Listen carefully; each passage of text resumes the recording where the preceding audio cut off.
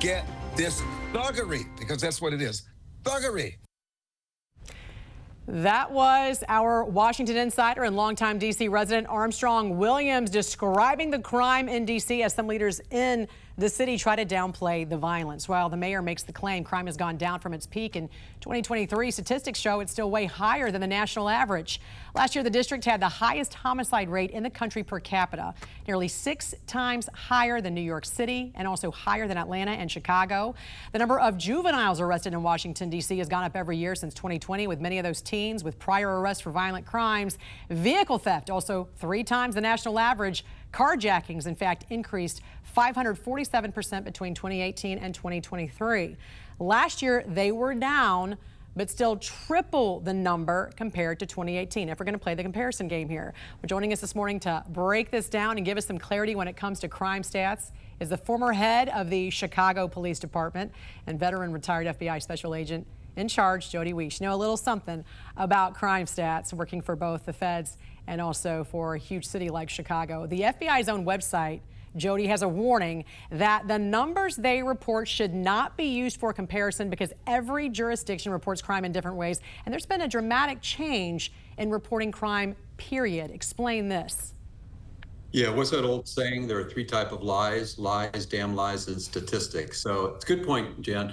Statistics, they change all the time, and the problem is states, they classify crimes differently. For example, in Texas, assault means it can mean either the threat or it can mean the actual physical contact. In Illinois, assault is the threat or the fear of bodily harm. Then use the term battery for the actual physical contact. So as you can see, when states report things differently, then people have to bring these together. Then you have the other consideration, as you brought up, oftentimes crimes can be misclassified or downgraded. For example, a robbery can be downgraded to either a burglary or to a simple assault. Burglaries can also be downgraded into trespassing. So I bring this up because oftentimes departments will downgrade things to make a better picture of their crime. Think about it. In Metropolitan Police Department in D.C., there is a commander currently on paid administrative leave for being accused of altering crime statistics. So stats are very difficult. I always kind of say, you know, the truth in criminal statistics is oftentimes a moving target. I also want to point out, though, there was this big narrative that happened during the Biden administration that crime was at a 30-year low. I think we all recall that. And then later we found out one of the reasons why is because the FBI changed how some of these jurisdictions can report these, and more than 80 large cities did not report their violent crime stats to the FBI. Correct? Yeah, there was when they switched over from the Uniform Crime Report to the NIBRS, the National Incident-Based System Reporting System, a lot of departments couldn't keep up with that, and they simply did not report these crimes. So as a nation, we see all these stats go down. But again, it gets back to that way, Jan. How do you feel? How do you, as a citizen, a resident in D.C., how do you feel? I kind of say this: if I ballooned up to 350 pounds and I dropped 50 pounds, you'd go, great job, Jody. But you know what? I'm still fat at 300 pounds. So you drop all this crime down and that looks good. But if crime is still peaking, you look at DC right now, their murder rate, which is a stat I use a lot, is higher than so many different capitals around the globe. So I think what Trump did was absolutely appropriate to federalize it, bring in those extra resources to start tamping down this crime. I want to ask you about a study in July by the Council on Criminal Justice. It found the chances of a person facing a violent crime in Washington, D.C., again, according to stats from D.C., did drop in recent years, but the possibility of dying during a crime skyrocketed. In fact, the study examined violent crime data from about 17 large cities between 2018 and again last year, specifically investigating the lethality of violent crimes in those cities. Washington, D.C. had the highest lethality level out of the group, which included Baltimore and Chicago. In fact, it had a 38% increase in that compared to 2018. What'd you make of this? Wow, that's amazing. And if you think about it, what's going to make you feel unsafe? You know, petty crimes on the street or the fact that people are getting killed around you. If there's a fear and your city has the highest rate of lethality, wow, does that do something to form the perception? I would say yes. So that's why I think you have the residents of D.C. expressing their gratitude and appreciation for the federalization that has taken place, because they can see the effect. That fear is going away. And yeah, so it's like kudos to this you have a less administration. chance of being victimized, essentially, is what it's saying. But if you are victimized, you have a bigger chance of dying, is what that sounds like to me.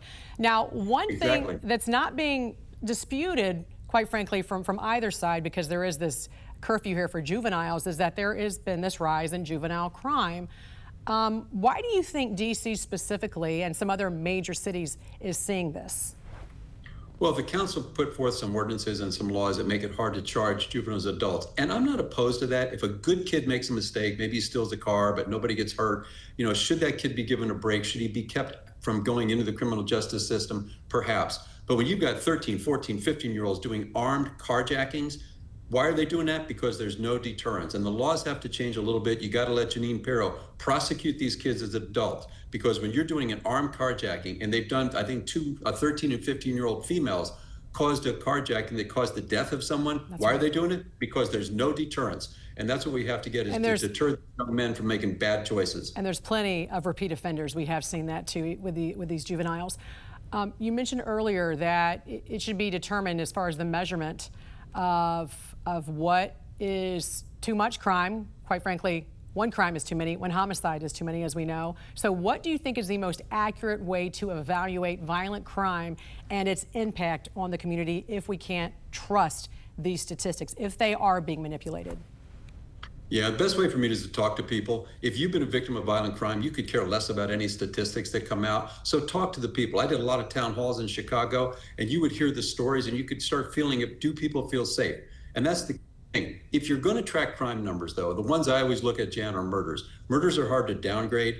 And then you look at the murder rates, because that kind of gives you a tell of that feeling in the city. As you just said, you know, what's the murder rate? What's my chance of being killed? And if that's going down, then you can actually see that maybe there might be some successes. I'll never forget this story. I was getting beaten up at that first year, after my first year in Chicago, and we were talking about the murders because we spiked a little bit. And I was able to defend that a bit by saying, listen, what's the happiest place on earth? Disney World. And what is the murder rate in Orlando? It was significantly higher than Chicago, because murders per 100,000 people, actually Orlando was more dangerous for murder than Chicago after 2008. Who would have thought that? No one. So that, you know, but then again, that's how you use statistics to tell your story. But yeah, I think you have to talk to the people, what people are doing right now. And from what I've heard coming out of DC, people are feeling a little bit safer. And you just told me something about Orlando there. Former head of the Chicago Police Department and veteran retired FBI special agent in charge, Jody Weis. Always a pleasure to have you, sir. Thanks for joining us. We appreciate it. Thanks, Jan.